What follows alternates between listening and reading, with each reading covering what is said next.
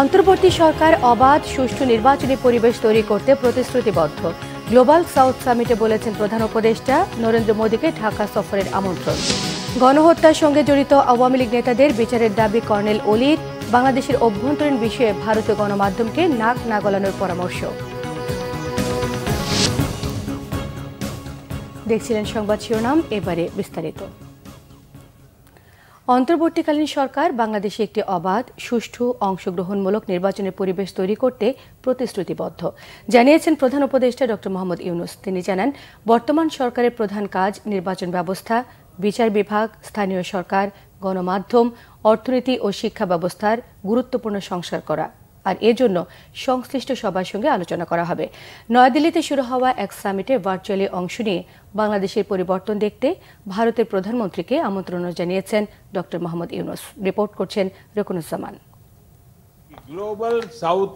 শনিবার ভারতের রাজধানী দিল্লিতে আয়োজিত third Voice of Global South সামিটের ভার্চুয়াল সম্মেলনে যোগ দেন অন্তর্বর্তীকালীন সরকারের প্রধান উপদেষ্টা ড. মোহাম্মদ ইউনূস। আয়োজক দেশ ভারতের প্রধানমন্ত্রী নরেন্দ্র মোদী স্বাগত বক্তব্য রাখেন সম্মেলনে দেয়া বক্তব্যে অন্তর্বর্তীকালীন সরকারের প্রধান উপদেষ্টা ড. মোহাম্মদ ইউনূস বর্তমান সরকারের অবাধ, সুষ্ঠু, অংশগ্রহণমূলক নির্বাচনের অঙ্গীকারের কথা জানান। Our young generation have impressed upon the people of their aspirations for a revolutionary change, restoration of all institutions of the state to ensure democracy and human rights through a meaningful reform. Our government is committed to ensuring a transition to an inclusive and pluralistic democracy and create an environment in which free, fair and participatory elections can be held. এজন্য বিপ্লবী ছাত্র জনতার আকাঙ্ক্ষা অনুযায়ী নির্বাচন ব্যবস্থা সহ গুরুত্বপূর্ণ সংস্থার সংস্কারের কথা বিস্তারিত তুলে ধরেন তিনি। Our task is now to carry out vital reforms in our electoral system, judiciary, local government, media, economy and education. We are holding dialogue with political parties, civil society leaders and experts to give shape to democratic aspirations of our revolutionary students. প্রধান উপদেষ্টার বক্তব্যে দেশের ছাত্র জনতার অভ্যুত্থানে বিপ্লবী ছাত্র জনতার আকাঙ্ক্ষার কথাও উঠে আসে। Your Excellencies, I invite you to visit Dhaka soon. Otherwise, you may miss something very, very important for us. Much of the Dhaka has turned into graffiti capital of the world. Young students and children aged as young as 12 to 13 have been painting the walls of this 400-year-old city with images of a new, democratic, environment-friendly Bangladesh. There is no central planning or guidance from them, no budget support from anybody.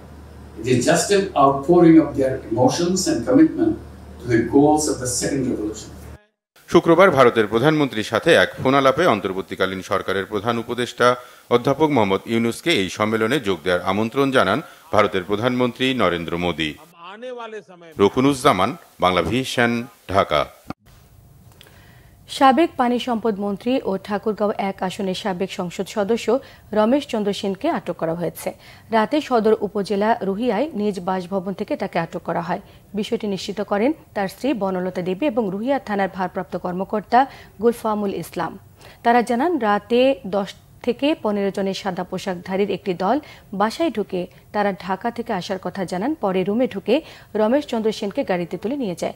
এদিকে এই বিষয়টি ঠাকুরগাঁও থানার ভারপ্রাপ্ত কর্মকর্তা গুলফামুল ইসলাম মণ্ডলকে জানানো হলে তিনি জানান, রমেশ চন্দ্রকে ঢাকার পুলিশ সদর দপ্তর থেকে পুলিশ সদস্যরা নিয়ে গেছেন।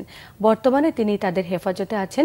সাবেক ও পানি সম্পদ মন্ত্রী রমেশ চন্দ্র সেন বিভিন্ন সময়ে আওয়ামী লীগের সভাপতি মণ্ডলীর সদস্য, উপদেষ্টা মণ্ডলীর সদস্য সহ সর্বশেষ কেন্দ্রীয় নির্বাচনী বোর্ডের সদস্য হিসেবে ছিলেন।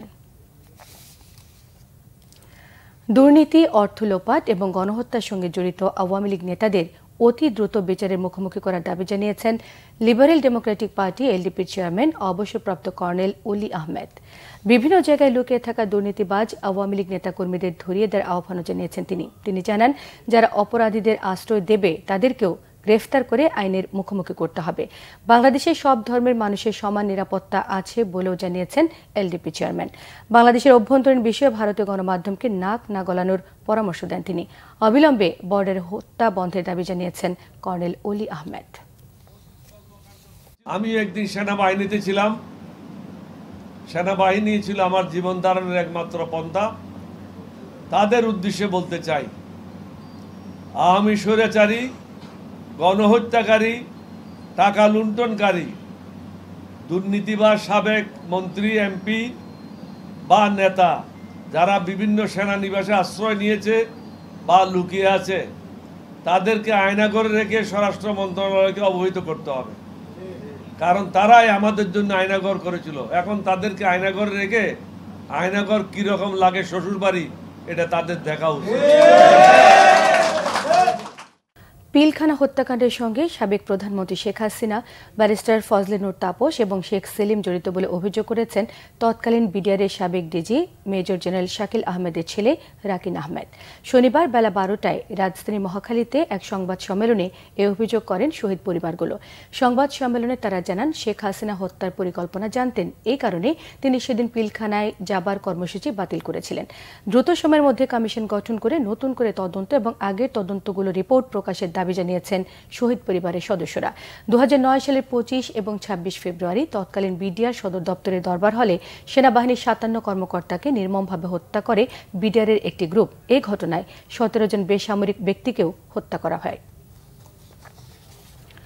চাকরি জাতীয়করণের দাবিতে শাহবাগে অবস্থান কর্মসূচি পালন করছে সরকারি দপ্তর, অধিদপ্তর এবং স্বায়ত্তশাসিত প্রতিষ্ঠানে কর্মরত আউটসোর্সিং এবং দৈনিক মজুরি ভিত্তিক এবং প্রকল্পে কর্মরত কর্মচারীরা। অন্তর্বর্তীকালীন সরকারের কাছে চাকরি স্থায়ীকরণের এক দফা দাবিতে শত শত কর্মচারী এই কর্মসূচিতে যোগ দেন। চাকরিতে বৈষম্য রোধ, চাকরি স্থায়ীকরণের দাবিতে তারা বিক্ষোভ সমাবেশ করছেন। রাজধানী ঢাকার পাশাপাশি সারা দেশে বিভিন্ন সরকারি পরিদপ্তর এবং সেবামূলক প্রতিষ্ঠানের আউটসোর্সিংয়ে নিয়োজিত কর্মচারীরাও যোগ দিয়েছে শাহবাগের এই অবস্থান কর্মসূচিতে। এ সময় তারা বলেন, দাসত্ব প্রথার মতো তৃতীয় পক্ষের কাছ থেকে আর বেতন নিতে চান না তারা। এখন থেকে কোনো কারণ ছাড়া কাউকে যাতে চাকরিচ্যুত না করা হয় সে দাবিও জানিয়েছেন তারা।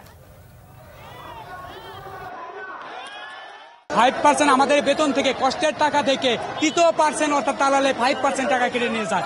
আমার চাকরি আমি করব, কেন দালালকে আমরা টাকা দেব? চাকরি স্থায়ী করতে হবে, আমাদের বেতন বাড়াতে হবে, আমাদের বেতন সরকার দিবে, আমরা তৃতীয় পক্ষ চাই না। 20 বছর 25 বছর যাবত প্রত্যেকটা প্রতিষ্ঠানে আমরা যে শ্রম দিচ্ছি, এই শ্রমের মূল্য আর আমাদের এই মেধার দাম কোথাও আমরা পাই না। আমাদের একটাই দাবি, আমাদের সরকারি চাকরি জাতীয়করণ চাই। দর্শক, শাহবাগে আছেন আমাদের সহকর্মী সৈকত সাদিক, কথা বলছি তার সঙ্গে। সৈকত, অবস্থান কর্মসূচির এই মুহূর্তের অবস্থা কেমন দেখতে পাচ্ছেন? সকাল থেকে কিন্তু শাহবাগে যারা চাকরিতে আউটসোর্সিং এর ভিত্তিতে কাজ করছেন, বেশ কয়েক বছর ভিত্তি ধরে তারা কাজ করছেন, তারা বলছেন তাদের এই কাজ স্থায়িত্বকরণের যে দাবি, সেই দাবি নিয়ে কিন্তু তারা শাহবাগে আজকে অবস্থান কর্মসূচি পালন করছে। আমি আপনাদের দেখাতে চাই শাহবাগের যে মূল যে চত্বর, সেখানেই কিন্তু এখন হাজার হাজার কর্মচারী যারা রাজধানী ঢাকা সহ সারা বাংলাদেশে বিভিন্ন দপ্তর, পরিদপ্তর বা বিভিন্ন সরকারি প্রতিষ্ঠানে তারা কাজ করছেন, এখানে কিন্তু তারাই এসেছেন এখানে, এবং বেশিরভাগ হাসপাতালের কর্মচারীরা এখানে এসেছেন। তখন তারা বলছেন যে তারা বছরের পর বছর কিন্তু বৈষম্যের শিকার হয়ে আসছেন। তাদের চাকরি যেহেতু স্থায়ী নাই, যখন তখন চাকরি চলে যাওয়ার প্রবণতা, বেতন নাই, বোনাস নাই, চাকরির যে বেতন সেটাও বৃদ্ধি করা হচ্ছে না, এরকম নানান ধরনের যে বৈষম্য তাদের রয়েছে, এর জন্য কিন্তু তারা পূর্ব নির্ধারিত কর্মসূচি হিসেবে আজকে এই শাহবাগে এসেছেন।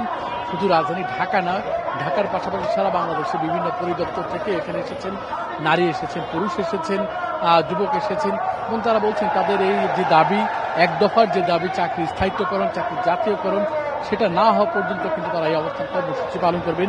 যেহেতু শাহবাগ থেকেই নানা কর্মসূচি হয়ে আসছে এবং এখন সারা বাংলাদেশে অন্তর্বর্তীকালীন সরকার, এই সরকারের কাছেই তারা এখন দাবি জানিয়েছেন এবং দ্রুত তাদের যাতে এই দাবি বাস্তবায়ন হয় সেই লক্ষ্যে কিন্তু তারা এই শাহবাগ অবস্থান কর্মসূচি পালন করছে। এবং অবস্থান কর্মসূচি পালনের কারণে কিন্তু শাহবাগ এলাকার যে চারদিকে যে সড়কগুলো রয়েছে সেখানে যান চলাচল বন্ধ সকাল থেকে রয়েছে, এবং এখান থেকে যদি কোনো ধরনের যান না চলাচল করতে পারে সেই দৃশ্যটাও এখানকার যারা অবস্থান কর্মসূচিতে আছেন তাদের যে ভলেন্টিয়ার তারা দেখভাল করছেন। সময় এ হচ্ছে এই শাহবাগ এই এলাকার অবস্থান কর্মসূচির সর্বশেষ পরিস্থিতি। সৈকত, আপনাকে অসংখ্য ধন্যবাদ। পাগলা মসজিদের দান বাক্সে এবার মিলেছে রেকর্ড 28 বস্তা টাকা। চলছে গণনা।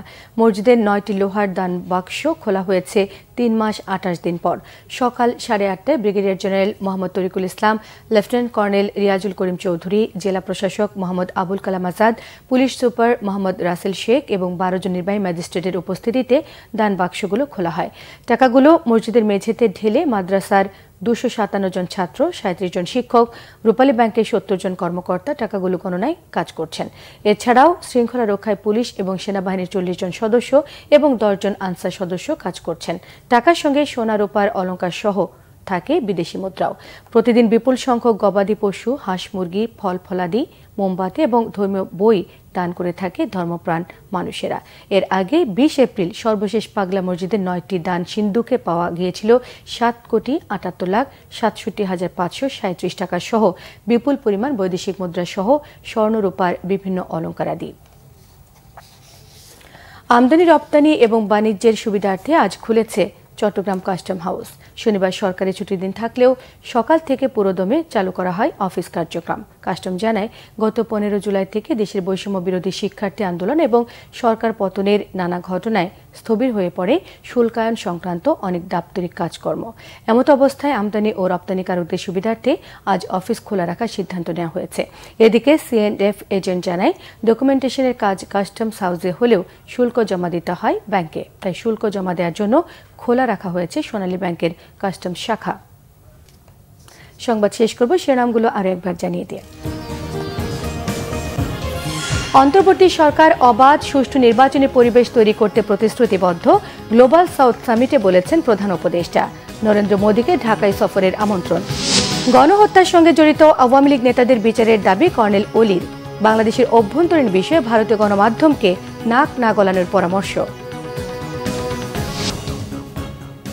এই ছিল এখনকার মতো। পরের সংবাদ বিকেল 4টায়। 3টায় রয়েছে নিউজ টপ 10 দেখার আমন্ত্রণ রইল। এছাড়া বাংলাভিশন সংবাদ ও সংবাদ সংশ্লিষ্ট অনুষ্ঠান দেখতে ভিজিট করুন www.bbnews24.com, facebook.com/banglavishnnews, সাবস্ক্রাইব করুন youtube.com/banglavishnnews। এর সঙ্গে থাকায় সবাইকে ধন্যবাদ।